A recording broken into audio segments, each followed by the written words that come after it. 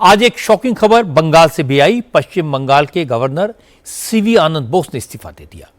आनंद बोस इस वक्त दिल्ली में है और उन्होंने अपना इस्तीफा राष्ट्रपति को भेज दिया है। बोस पिछले 3.5 साल से बंगाल के गवर्नर थे। बंगाल में विधानसभा चुनाव की घोषणा होने वाली है। इससे ठीक पहले गवर्नर का इस्तीफा हैरान करने वाला है। सीवी आनंद बोस ने इस्तीफे की कोई वजह नहीं बताई, सिर्फ इतना कहा कि उन्होंने राज्यपाल के तौर पर काफी वक्त बिता लिया, अब वो पद मुक्त होना चाहते हैं। ममता बनर्जी ने भी सीवी आनंद बोस के इस्तीफे पर हैरानी जताई। ममता ने सोशल मीडिया पर लिखा कि आनंद बोस के अचानक इस्तीफे की वजह से वो हैरान और परेशान है। ममता बनर्जी ने कहा, हो सकता है कि राजनीतिक फायदे के लिए राज्यपाल पर दबाव बनाया जा रहा हो, इसलिए उन्होंने इस्तीफा दे दिया।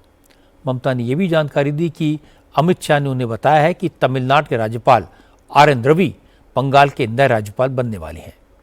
तृणमूल कांग्रेस के नेता कुणाल घोष ने कहा कि बीजेपी ने ममता बनर्जी से बिना सलाह किए आर.एन. रवि को नया राज्यपाल बनाया है। ये लोकतांत्रिक व्यवस्था के खिलाफ है, लेकिन बीजेपी जिसे भी राज्यपाल बना दे वही ममता बनर्जी को चौथी बार मुख्यमंत्री पद की शपथ दिलाएगा। हम लोग शॉक्ड है, अनएक्सपेक्टेड रेजिग्नेशन। हमारा टॉप लीडरशिप ये देख रहे हैं whether he was under tremendous pressure, political pressure or not। Election के पहले ये क्या हो रहा है? इलेक्शन कमिश्नर गणेश कुमार को मिसयूज करके पॉलिटिक्स कर रहा है भाजपा। तो वेदर इनके साथ भी वैसा कोई पॉलिटिकल प्रेशर, दबाव, ये करो वो करो, प्रेशर में आकर वो रिजाइन कर दिया या नहीं कर दिया, हमारा लीडरशिप उसका ऊपर नजर रख रहे हैं। दूसरा बात, ये जो नई गवर्नर के नाम information central government home minister ने दे दिया चीफ मिनिस्टर को, ये तो डेमोक्रेटिक तरीका से नहीं हुआ। तो एक कंसल्टेशन होना चाहिए था चीफ मिनिस्टर के साथ। पश्चिम बंगाल के गवर्नर ने अचानक इस्तीफा क्यों दिया, इसके बारे में अपडेट के लिए कोलकाता चलते हैं। इंडिया टीवी के संवाददाता ओंकार सरकार हमारे साथ हैं। ओंकार, क्या जानकारी है आपके पास? क्यों दिया इस्तीफा आनंद बोस ने, इसके पीछे क्या रणनीति है? देखिए, सीवी आनंद बोस का अचानक ऐसे इस्तीफा देना कहीं ना कहीं हैरान करने वाली है, क्योंकि उनका जो टेनियर है, उनका जो कार्यकाल है, वो अभी भी 20 महीना बाकी है। इसके क्योंकि नवंबर 2027 तक उनका कार्यकाल था, उससे पहले 20 महीना पहले ही उन्होंने इस्तीफा दे दिया।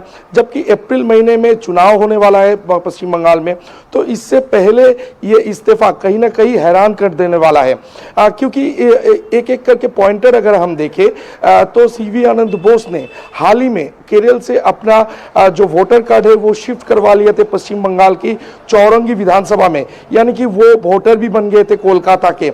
इसके अलावा देखा गया है कि 20 महीना पहले जब उनका कार्यकाल भी बाकी है, उससे पहले ऐसा इस्तीफा, वो भी अचानक तरीके से, ये कहीं ना कहीं हैरान कर देने वाली बात है।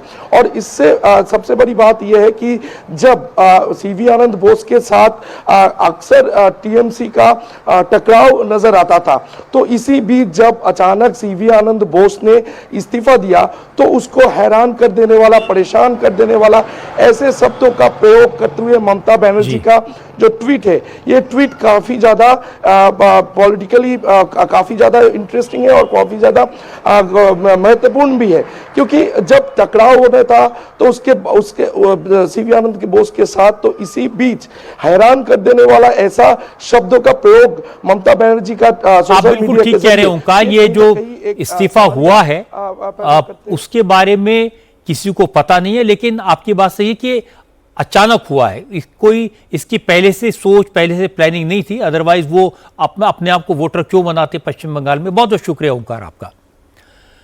कुल मिलाकर ऐसा लग रहा है कि सीवी आनंद बोस ने इस्तीफा क्यों दिया, इसकी वजह अभी किसी को नहीं पता। जहां तक ममता बनर्जी, उनकी पार्टी के नेताओं के आरोपों का सवाल है, उन्हें इसके पीछे बीजेपी की चुनावी रणनीति दिखती है। इस बात में दम नहीं है, क्योंकि आज सिर्फ बंगाल के गवर्नर का इस्तीफा नहीं हुआ, लद्दाख के लेफ्टिनेंट गवर्नर कविंद्र गुप्ता ने भी रिजाइन किया है। कविंद्र गुप्ता ने भी इस्तीफे की कोई वजह नहीं बताई। तो मोटी सी बात यह है कि गवर्नर्स और लेफ्टिनेंट गवर्नर्स के बीच एक मेजर रिशफल होगा, इसकी तैयारी हो रही है।